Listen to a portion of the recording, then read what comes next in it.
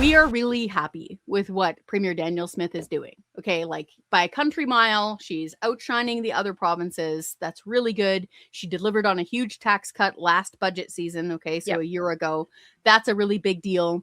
They have things like the Taxpayer Protection Act that's been changed now so that they cannot increase spending beyond the rate of inflation plus population growth. Like super important stuff. That's good. However, they're still spending too much money. Yes. Like they're adding to the debt, like big time. Right. Now, I know what people are saying of like, oh, well, the price of a barrel of oil isn't what we need for our benchmark. And yeah, Ottawa's sending way too many people here too fast. Like, yes. Ottawa will always do stupid things. Right. We can control the other side of that, though, with the spending. Right. Yeah, that's right. So we have got to get this under control. I know Premier Danielle Smith loves the late former Premier Ralph Klein with him holding that sign of paid in full above his head. I know she wants to reach that promised land again. This is how it has to happen, though. She has got to be Dr. No. Yeah. She has got to grab the chainsaw or the big pairs of scissors and cut. Fraser Institute did a really good job. They put out a piece in the fall. And they said, Sheila, if we reduce the size of our Alberta government back down to pre-2020 levels, so pre-lockdown, okay, we would save billions of dollars per year. So she needs to do that. Start up the chainsaw. Cut it back down to like 2018, 2019 levels because you don't need this much government. I say 2014 levels because in 2015, the NDP ballooned the size of the public sector to hide job losses. They added like 50,000 people to the government payroll to offset all the jobs that were being lost in the oil and gas sector to skew their numbers. We need to go to 2014 because we've been artificially inflated since at least then. Amazing. Okay, well, let's go back there because it would save so much money. Much money, Premier. I know you want to. Okay. Yes. Like, here's your backup. Okay. We got the tanks rolling in. We got your backup. Also, stop all corporate welfare. Okay. Which costs us billions of dollars. Also, stop handing out money to NHL teams. Yeah. Like that's millions of taxpayers' dollars. Edmonton Oilers and Calgary Flames, they can pay for their own stuff. Like, stop handing out that money. Now, do you have time to get into the art? Because it's so dumb. I would love to. I just want to point out that the more Danielle Smith does the hard things, the higher she gets up in the polls. I know. Like, you know, if you got all your news from the mainstream media, you would think her banning of explicit materials from elementary school libraries was wildly unpopular, or the teachers' strike, dealing with the teachers' strike the way she did was wildly unpopular. But as it turns out, she's up 13 points on the NDP. In recent polling, and that's headed upward. So do the hard things and people will support you for doing them, but they want the hard things done. We were so glad to see her stand up to the teachers union. I know. It would have been the easiest thing she could have done in the world is just, okay, that's fine. I'll be the nice person. Here's $2 billion more handed to the teachers union. Okay. I will point out real quick, the offer that they were offered, which they now have as their contract, make Alberta teachers the highest paid teachers in all of Western Canada. Okay. On average, the classroom number of days that are actually physically worked in classrooms for teachers, about 185 days-ish per year. In case you're wondering, the average working stiff, about 240 days. Yeah. I wish. Not even close. Okay. There's one seat left in the movie theater. It's in the front row. You have a bad neck. This is what we call a last resort. If your most recent electricity bill says the rate of last resort, then your rate is like the front row seat in the movie theater. It will serve its purpose, but there are likely better options available. And I know, right? And I'm sorry to rewind to October, but it was so important that she stood up like this. Yeah. I will also point out the Alberta Teachers Union didn't have any strike fund to pay their teachers while they were on the Right. picket line. Right. That's super weird. If I were a teacher and I've been paying my union dues for the last 10, 15 years and I got nothing during a strike that they wanted, I'd be super angry and I'd be asking some tough questions. So it was really good for Danielle Smith to say, no, you're not getting an extra $2 billion on top of all of this. This is more than fair. Take your contract. So that was really important. She was a very iron lady there. That was good. And it saved taxpayers $2 billion. These things turn into 80-20 issues. They sure do. They sure do. It's amazing. And if I were a teacher right now, I'd be wondering why I was angry at the province for their, if you listen to the ATA, the province is mismanaging the budget when it comes to education. But it's like, okay, but you guys kind of mismanaged the budget when it came to those union dues, didn't you? Sure did. Maybe you guys aren't the experts on this. You think you are. Sure did. And anyone, the budget is actually pretty readable. Like anybody can, it's right there. It's on open data. It's right there on all of the government websites. You can go back. Gosh, I think I went back to like 1994 in one of my budget reports before every year. Yes. And you can see as a line item what we're paying for K-12 education. It goes up like this. Yes. This whole, you've cut education spending. That is not true.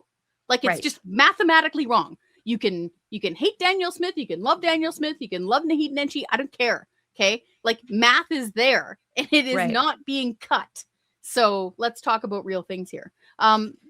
This art thing. Do you want me to mention this part? Please do. Okay. So people are going to say, oh, well, this is little stuff. I don't know. The way I was raised, $5 million is not little stuff. Okay. Yeah. This will surprise some people. The province of Alberta, you, the provincial taxpayer, spent more than $5 million in the last fiscal year on individuals' art projects. Like people, not a school, not an art gallery or some, show choir. No. Like Jane Smith, artist, asks for money. I'm using that term really loosely. And they get money. Like, I'll give you an example. There's a lady here in Lethbridge, actually. And it's just one example. There's tons of stupid examples. Lady here in Lethbridge, she got $15,000. She routinely gets $15,000 in these provincial government grants. One time she flew overseas and videotaped herself flopping around on a lawn chair for like 8 minutes. Yeah, she was took her Crocs off and like flopped around and videotaped it.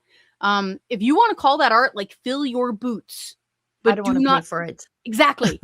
Don't make taxpayers pay for it. Start a GoFundMe. Get willing donations. Yeah. Another time, same artist. She flew overseas and she taped a big piece of paper to a wall, and then she hid behind it. Again, that was like 15 grand. So that's and there's tons of examples like that. Tons and tons and tons. There's a lady that like doodled on her hand with pen and thought, oh, that kind of looks like a map of Iraq. And then she took a picture of it. I think that was $10,000. This is mental. I know. So again, anyone can go look this stuff up. Go to Alberta Arts Foundation. No. Art grant recipients, click on it, download the data set, and then cross-reference. Find something, like find a name, find a location, and then Google that person and see what art they produce, okay? The point here is that, of course, art is in the eye of the beholder, but taxpayers shouldn't be paying for this. Right. Like, go find willing donors. Go find willing sponsors. And lastly, even the group stuff, okay? We're not just paying for, Chinook High School to go do a clarinet lesson. Like, I think a lot of people understand to pay for that stuff. Sure. I get it. There's some art galleries, Sheila. It blew my mind. I found this one that actually has a window in the downtown Calgary Transitway. That's right downtown there by the train. And the gallery was putting up art in the window. Some of this art, it was takeout food container garbage that was taped to old Christmas tinsel. And they hanged it in the window. I know, I have pictures of it. what am I doing working for a living? I know. We're What am I chumps. doing? What am I doing? Putting in an honest day's work when I could just go lay in a lawn chair overseas and know. flop around. I know. Like, not just that, folks. I don't know if I'm allowed to say, like, you know, Sheila, like, has her own, like, trailer she brings to, like, Canadian war zones. Like, she does all the things. Like, she eats beef jerky out of a cooler for, like, a week. Like, I want everybody to know, when I go on missions and they're local, I bring my own trailer to make sure that I keep the costs low because we're crowdfunded. That's out of my own pocket. I'm cooking steaks out of my freezer that I bought from the boy who lives next door. She's bringing her jar of pickles. I bring my own pickles that I made. I know. I still have it. I kept it. I couldn't. Why? And I am working for a living so that some lady can go overseas and lay out in a lawn chair. And she's like, I'm art. I just can't believe it.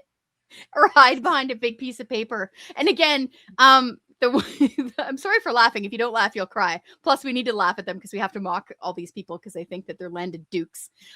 So the one in the transit window, again, I'm not kidding. It was food containers.